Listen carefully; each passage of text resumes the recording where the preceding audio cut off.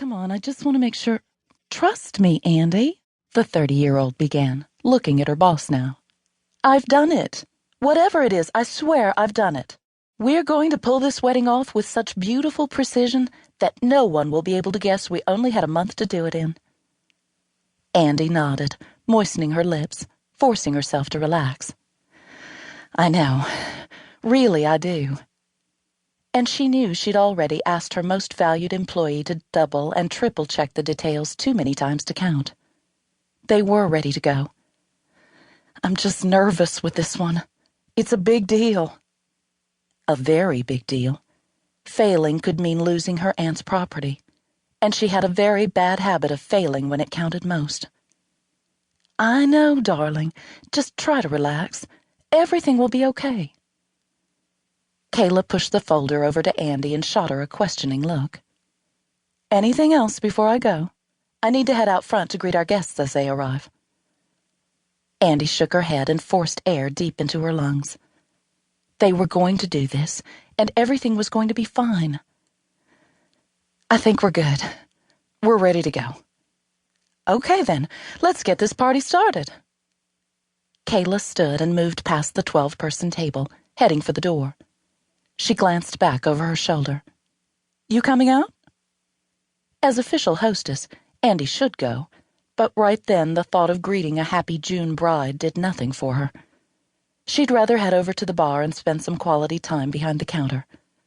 Being there always reminded her of her earlier graduate days, those evenings when she'd only been looking forward to the stress of real life, instead of being smack dab in the middle of it. Probably why she'd bought the bar when she'd had the opportunity. I think I'll skip it this time. I want to help over at Jen's for a while. I'll make sure everything is set up and ready to go for the dinner tonight. I'll welcome both families then. The wedding party would be arriving throughout the afternoon, with activities planned for every day leading up to the big event. Seaglass would handle everything.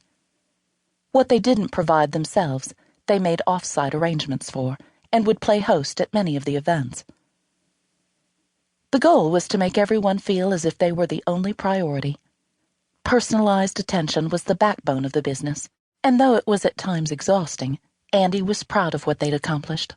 All the guests were expected to do was show up, settle into a comfortable room in either the main inn, the building she was in now, or one of the bungalows, and then proceed to take part in the wedding of the bride and groom's dreams.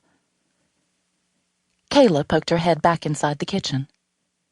By the way, you're buying me the biggest drink you can make at the end of these 2 weeks, you know, while we celebrate that monster bonus you'll be depositing. Andie forced her lips to form a smile. That check would never even land in their bank account. You bet I will.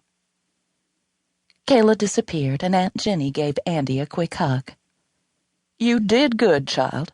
That magazine article is going to put us on the map. I hope so, Aunt Jenny. I'm doing everything I can think of to make this work. I know you are, Jenny said. We wouldn't be anything but a big old empty house if it weren't for you. James would have loved seeing what you've turned this place into. Whitmore Mansion and the surrounding 15 acres, which included a private beach, had belonged to Aunt Jenny's husband. James had died when Jenny was only 35, the same year Andie had been born. Whitmore had been in his family for generations, and though distant relatives had laid claim on it, it had rightfully belonged to Jenny. She'd lived there since his death, inviting Andie to visit every summer as she'd been growing up. It had been Andie's haven during her childhood. And when she'd needed a place to recoup a few years earlier, she'd come straight back. I hope I didn't talk you into biting off more than we can chew, Aunt Jenny.